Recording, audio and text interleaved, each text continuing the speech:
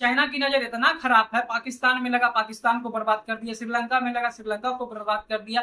अब तो ये इंडिया की बारी है। तो हेलो ट्रेडर्स, कैसे हैं आप सब? उम्मीद करता हूं कि आज आप लोगों ने दो साइड से प्रॉफिट बुक की होगी। पहला साइड, जब मार्केट को हरी झंडी दिखाई गई तो बायर सब टूट पड़े और बाइंग करते करते लगभग सेंसेक्स को 700 पॉइंट ले गए। दूसरी साइड, जब मार्केट ने थोड़ी सी स्थिरता दिखाई और फिर सेलर ने लाल झंडी दिखाई और लाल कपड़ा पहनकर सब सेलर लोग आए और मार्केट को लगभग 800 पॉइंट नीचे लेकर चले गए। इसमें से बहुत सारे लोगों का पैनिक मोड भी दिखा होगा, जहां पर बहुत सारे लोगों का स्टॉप लॉस भी हिट हो गया होगा। अगर आपका स्टॉप लॉस हिट हो गया तो सही बात है। अगर आज आप नुकसान में हैं तो आपकी ट्रेडिंग ये बता रही है कि आप बिल्कुल नए हैं और बिना ट्रेडिंग सीखे ट्रेडिंग के मार्केट में कूद पड़े हैं। आज पांचवा दिन, इंडियन शेयर मार्केट लगभग क्रैश के कगार पे है। आज फिर से सेंसेक्स और निफ्टी लगभग 1% टूट चुके हैं।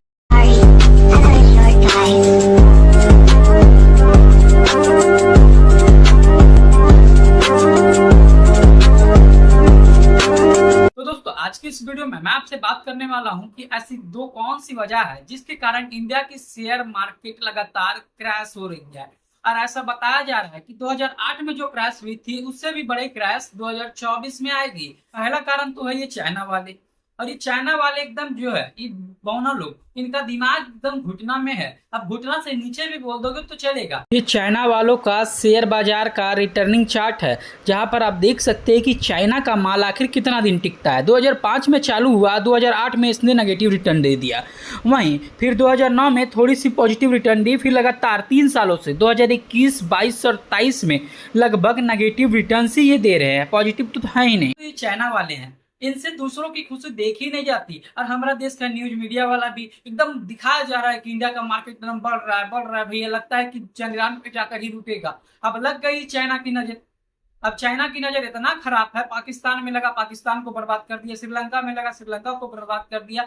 अब तो ये इंडिया की बारी है। लेकिन इंडिया में थोड़ा सा जो मोदी जी है, ये दूसरा का नजर से थोड़ा मिलजुल के चलते हैं। दूसरा का अगर नजर लग गया तो ये नजर को काट के फेंकते हैं। अब चाइना वालों ने रातों रात एक प्लान बनाया कि हमारा जो शेयर मार्केट जो पूरा लाल झंडी में पड़ी हुई है, इसको थोड़ा सा ग्रीन किया जाए।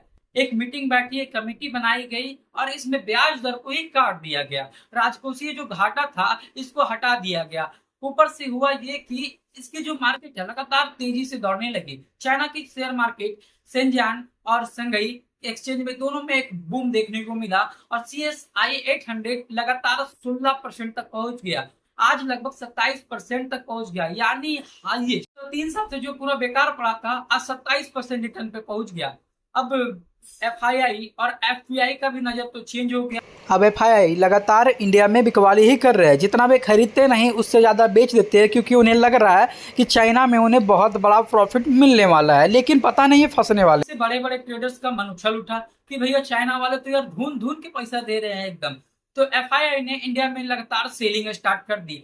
आज ये 5वां दिन है जहां पे FII लगातार सेलिंग रिकॉर्ड बना रहे हैं। और पिछले कुछ दिनों का रिकॉर्ड देखा जाए तो फर्स्ट दिन 55 करोड़ की बिकवाली हुई, दूसरे दिन लगभग 15,000 करोड़ की बिकवाली हुई, तीसरे दिन लगभग 9896 करोड़ की बिकवाली हुई।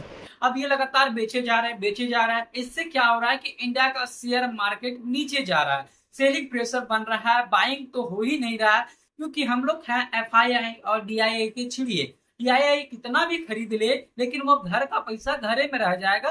और घर में अगर लड़ाई चालू हो जाएगी तो भैया होगा क्या, ये तो आप जानते हैं।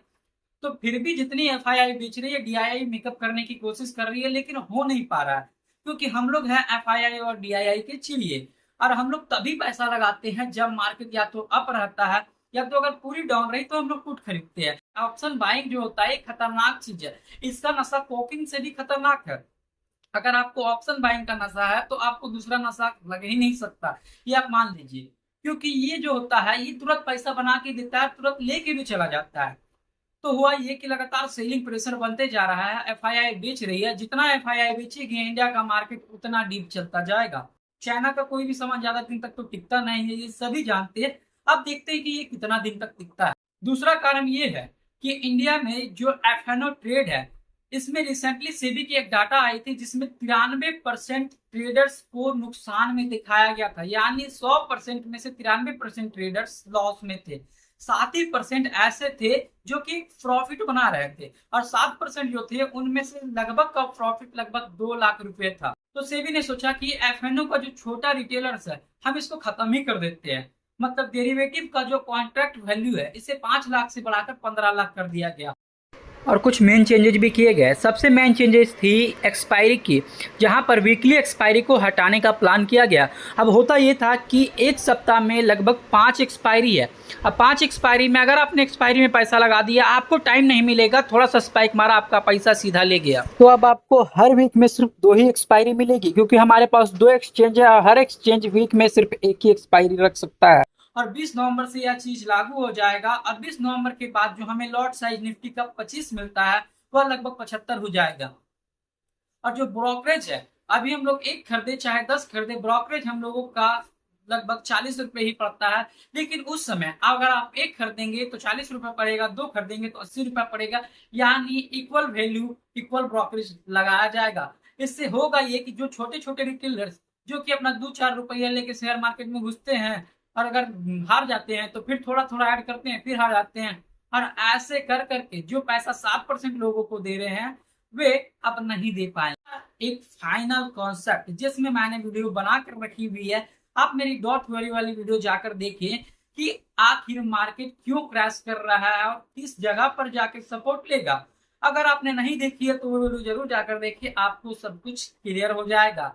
क्योंकि मार्केट एक थ्योरी बेस्ड भी है, क्योंकि मार्केट में जो भी चीजें हो रही है ये सभी ना सभी रिपीटेड चीजें है। मार्केट अगर लगातार तेजी से बढ़ रहा है तो उतनी तेजी से नीचे भी गिरेगा और उस जगह फिर जाकर अटकेगा जहां से मार्केट उठा था।